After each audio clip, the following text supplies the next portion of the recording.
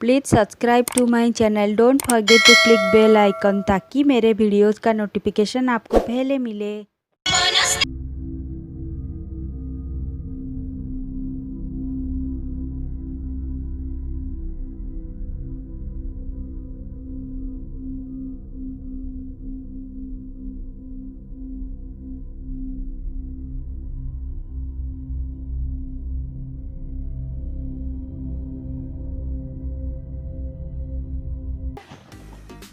मो channel pinkies venture को आपण मानक स्वागत जनाऊँगी। रजर हार्दिक शुभेच्छा और शुभकामना समस्त को। आज मु रज उपलक्षे गोटे बढ़िया सा गोटे पिठा बनायापाई जाऊँगी जार ना मुहा पिठा। हाँ फ्रेंड्स, मु आज बनैबी पश्चिम ओडिशार एक फेमस पिठा जार ना मुहा पिठा। तो आपण माने एही पिठार प्रोसेस को जानिया पाई ए वीडियो को लास्ट पर्यंत देखंतु। चलंतु प्रस्तुति प्रणाली आरंभ करिबा।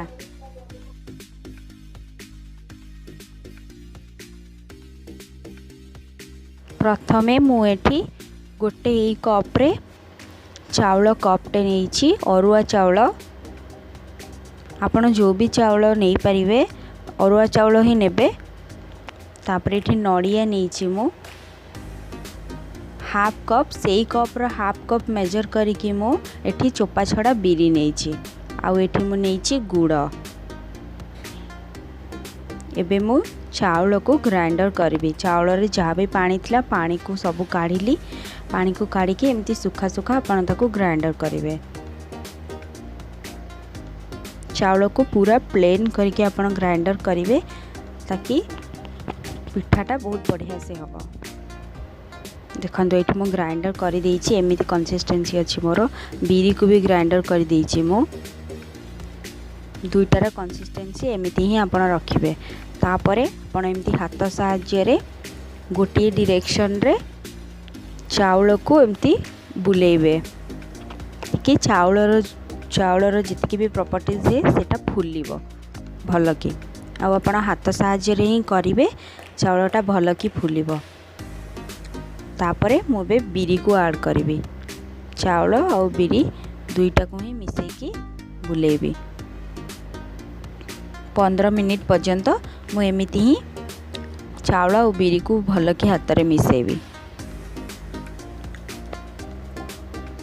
तापरे आपण ताकू गोटे घंटा या फिर गोटे घंटा आपण ताकू घोड़े की रखीदेवे।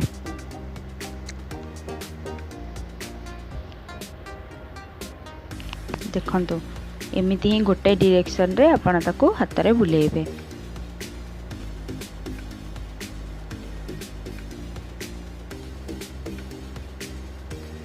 तापरे एठी मु ऐड करिली स्वाद अनुसार लूण। आपण आपणक स्वाद अनुसार लूण भी पकेइबे।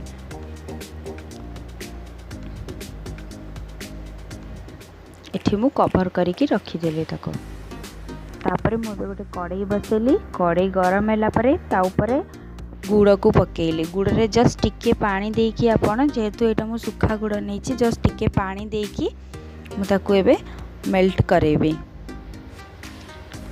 आपण जदि पानी वाला गुड़ नेबे ताहले आपण को पानी पकेया किछि दरकार नहीं। जेहेतु मु एठी सुखा वाला गुड़ नहीं तो मते टिके जस्ट पानी पकेया को पड़िला। देखंतु एठी मोर गुड़ जोटा बढ़िया से मेल्ट एबे हो जाइछि भल कि।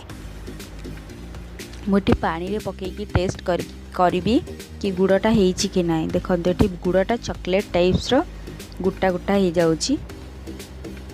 तो एठी मोर गुड़ बनी की रेडी हो जाइछि। सेथिरे मु एबे नड़िया ऐड करिली।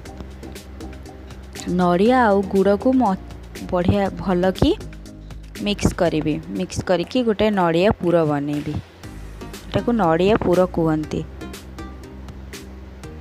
देखंतु एटी मो नड़िया पुर हो जाइछि। आमे एबे गैस को ऑफ करके नड़िया पुर को गोटे अलग जगह को काढ़ी दबा।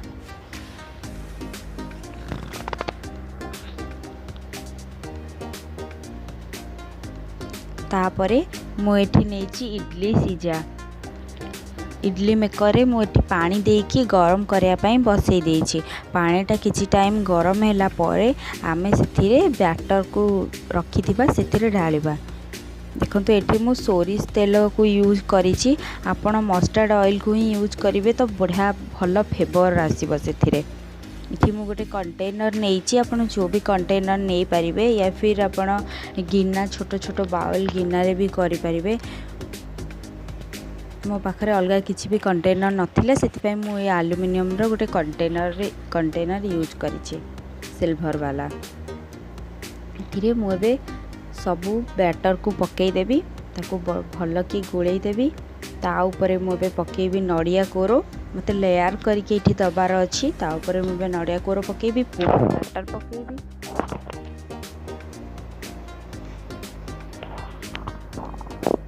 ता ऊपर पुणी मु नड़िया देदेबी। तापरे ताको आमे किछि भी कवर करबानी, किछि नाही, बस एमिति ही से पानी भितर गोटे स्टैंड तो मो पाखरे नाही, मु गोटे छोट गिना को देइछि। से गिना ऊपर बस एटा को नेकी मु रखी देइछि। देखंतु कितने सुंदर से एटा हे गला, कितने कम टाइम रे हमें पिठा को करले। देखंतु एठी मु एई गिनाटा यूज करिछि। गिना ऊपर बस आनिके रखीदेली बस। तापरे एबे आमे ताकू कवर करिदबा।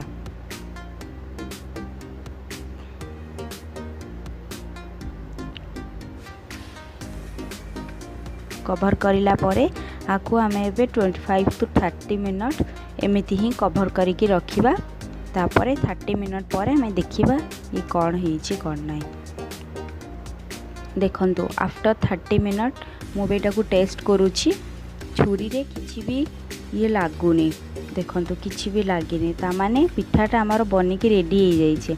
आमे एबे आकू आराम से काढ़ीबा। आकू एबे आमे ठंडा हवा पाई बाहर रूम टेम्परेचर रे एमिति ही छाड़ी दबा। तापर जाकि आपन ताकू काढ़िले से बहुत बढ़िया से बाहरिबो। इठी मो पिठा को बहुत बढ़िया से करके काढ़ी देइछि। देखंतु कितने सुंदर लागुछि। आपण भी आपको घरे बनातु, बहुत ही बढ़िया लगे। बहुत कम टाइम रे कितने बढ़िया से पिठाटा हो गला। मु एठी काजू देकी सजेछि, आपण माने अलग किछि भी ड्राई फ्रूट्स देकी आपको एमती सजई पाइबे।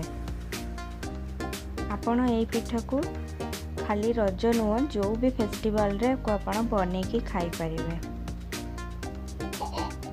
आपण एई पिठारे तेल जगार किसी भी गोटे पतला वाला कॉटन कपड़ा भी देकी ता ऊपर बैटर को देकी भी करिले आपनकर बैटर जोटा जो आराम से बाहर ही जीवो।